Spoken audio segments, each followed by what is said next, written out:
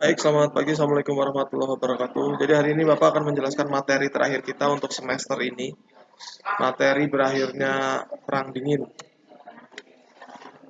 Jadi akhir dari Perang Dingin ini diawali dari kekalahannya Amerika Serikat di Perang Vietnam. Kalian mungkin udah pernah nonton film Rainbow. Nah, film Rainbow itu bohong itu, kebalik faktanya. Nggak sesuai sama fakta sejarah. Jadi sebenarnya Amerika itu mengalami kekalahan berat di Vietnam. Ini adalah satu-satunya kekalahan Amerika. Amerika menang lawan Jerman, menang lawan Belanda, menang lawan Jepang, tapi lawan Vietnam kalah. Makanya sampai hari ini Vietnam itu masih jadi negara komunis karena Amerika kalah. Nah, ini menghantui orang-orang Amerika. Kalau ketemu orang-orang yang matanya sipit ya, secara psikologis itu orang Amerika takut. Bahkan kalian juga kan nonton ya di film Rambo itu si Rambo-nya disiksa sama orang-orang Vietnam. Jadi tentara Amerika itu kalau ditangkap itu nggak dibunuh sama orang Vietnam, tapi disiksa dulu. Habis disiksa dilepasin lagi. Makanya banyak tawanan-tawanan Amerika yang pulang ke Amerika itu agak gila. Itu yang pertama, faktor psikologis. Terus yang kedua, orang-orang Amerika tuh kehilangan kepercayaan sama presiden Amerika saat itu namanya Richard Nixon. Karena negara adidaya, negara besar, pemenang Perang Dunia II kalah di Vietnam. Makanya kemudian Amerika bikin film kan, Hollywood bikin film. Judulnya Rambo. Nah, di situ Amerika sendirian menang lawan tentara Vietnam tuh nggak sesuai sama fakta sejarah. Ini Amerika. Jadi kondisi di Amerika terjadi yang namanya Vietnamese Syndrome. Sementara di Uni Soviet terjadi krisis ekonomi tahun 70-an, saat itu presidennya Leonid Brezhnev. Itu 25% anggaran Uni Soviet itu digunakan untuk militer. Nah, bisa kalian bayangin Indonesia aja anggarannya untuk militer itu tidak sampai 10%. Tuh, Indonesia yang paling besar buat pendidikan 20%. Nah, ini Uni Soviet 20% saat itu, 25%, bahkan seperempat anggaran negara itu digunakan untuk militer. Ini mengakibatkan Uni Soviet mengalami krisis ekonomi pada saat itu. Nah, ini yang tadi sudah Bapak sampaikan. Jadi rakyat Amerika Serikat kehilangan kepercayaan sama pemerintah. Mereka juga nggak rela anak-anaknya perang lawan Vietnam. Nah, Uni Soviet untuk mengatasi krisis moneter, presidennya pada saat itu yang namanya Mikhail Gorbachev mengeluarkan kebijakan yang sebenarnya bertentangan sama sistem komunis. Glasnost, glasnost itu keterbukaan. Nah, kalau kalian tahu negara komunis itu tertutup. Cina tirai bambu, dulu Uni Soviet namanya tirai besi. Kenapa disebut negara tirai? Tirai itu kan gorden ya, penutup. Jadi negaranya tertutup. Tapi ketika Gorbachev melakukan kebijakan glasnost atau politik pintu terbuka untuk memasukkan investor-investor dari luar negeri lah kayak Jokowi yang sekarang lakukan. Jadi kita bikin undang-undang cipta kerja, rakyat Indonesia dibikin susah, gajinya dibatasi, pensiunnya dibatasi, tapi tujuannya adalah biar investor dari luar masuk sehingga ekonomi bangkit. Kemudian perestroika itu restrukturisasi. Gorbachev pada saat itu memecat orang-orang tua di tatanan pemerintahan Soviet yang usianya udah 40 tahun dipecat semua, diganti sama orang-orang muda. Tuh, ini yang membuat Uni Soviet nantinya maju. Beda sama Indonesia. Indonesia saat ini justru kebanyakan dikuasai sama orang-orang tua, makanya kemudian nggak maju-maju Indonesia. Mirip lah sama sekolah kita, orang-orang tua yang menjabat, makanya nggak maju-maju karena orang muda tidak dikasih kesempatan. Terus yang terakhirnya demokratisasi.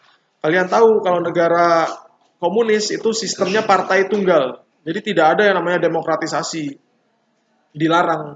Demokrasi itu nggak ada, rakyat nggak bisa bergerak karena semuanya berada di bawah kontrol pemerintah. Nah, dengan adanya demokratisasi di Uni Soviet, ini otomatis membuat sistem komunis mengalami keruntuhan. Nah, ini adalah tahapan-tahapan sebelum berakhirnya Perang Dingin. Yang pertama ada perundingan SALT. SALT itu kependekan dari Strategic Arm Limitation Talks, jadi pembicaraan pembatasan senjata. Presiden Amerika saat itu, Richard Nixon, ketemu sama Leonid Brezhnev untuk membatasi senjata. Nah, tahun 85, nah ini baru ketemulah itu Presiden Ronald Reagan sama Mikhail Gorbachev. Nah, Bapak mau cerita sedikit tentang Ronald Reagan ini. Jadi setelah Amerika mengalami krisis kepercayaan terhadap pemerintahnya, orang Amerika tidak suka sama politisi-politisi. Jadi ketika pemilu yang jadi presiden adalah bintang film. Nah, Ronald Reagan ini bintang film. Kalau kalian tahu pemain bola namanya Cristiano Ronaldo, itu bukan karena orang tuanya ngefans sama Ronaldo yang gundul, tapi orang tuanya Ronaldo yang sekarang itu ngefans sama Presiden Amerika Serikat ini ketika dia jadi bintang film, namanya Ronald Reagan. Makanya anaknya dikasih nama Ronaldo. Nah, Ronald Reagan ini nanti tahun 85 ketemu sama Mikhail Gorbachev di KTT Jenewa. Nah, mereka membicarakan tentang kemungkinan dihentikannya Perang Dingin dan Amerika sama Uni Soviet bisa berdamai sehingga efeknya nanti negara-negara yang terkena dampak Perang Dingin bisa berkurang. Ini KTT Jenewa. Nah, puncaknya adalah di konferensi Malta. Saat itu Mikhail Gorbachev ketemunya sama George Bush. Nah, konferensi Malta inilah yang secara resmi mengakhiri Perang Dingin antara Amerika Serikat sama Uni Soviet. Yang terjadi dengan Uni Soviet adalah dia bubar tahun 1991. Jadi saat itu presidennya Mikhail Gorbachev itu mau dibunuh. Jadi ada orang-orang dari militer Uni Soviet yang nggak suka dengan kebijakannya Gorbachev berdamai dengan Amerika. Makanya kalau kalian cari gambarnya Mikhail Gorbachev ya, Gorbachev itu kalau nggak salah mau disiram pakai air keras. Kayak siapa yang orang KPK itu? Novel Baswedan.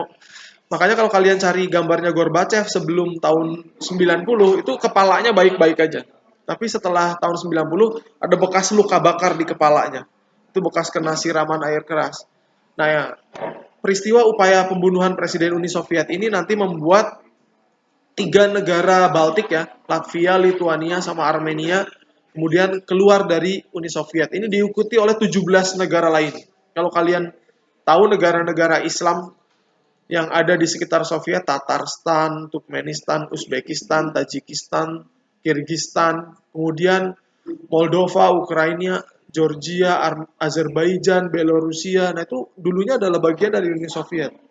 Kalau nggak salah itu terakhir itu ada 21 negara itu keluar dari Uni Soviet. Otomatis ketika negara Uni Soviet bubar, Uni Soviet berubah. Sekarang Uni Soviet namanya berubah menjadi Republik Rusia. Sekarang negara komunis itu di dunia tinggal 2, tinggal Cina sama Vietnam.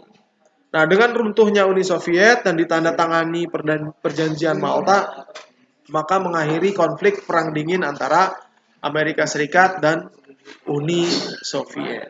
Selanjutnya kalian bisa lihat di Google Classroom, Bapak kasih tugas. Tugas kalian nanti adalah membuat esai. Kalian bercerita di buku kalian. Nggak perlu difoto, nanti ketika kita masuk Bapak cek tugasnya. Tugasnya kalian adalah untuk mencari keterkaitan antara konflik G30S yang dikatanya dilakukan oleh PKI dengan Perang Dingin. Baik, sekian video dari Bapak. Terima kasih, selamat pagi. Assalamualaikum warahmatullahi wabarakatuh.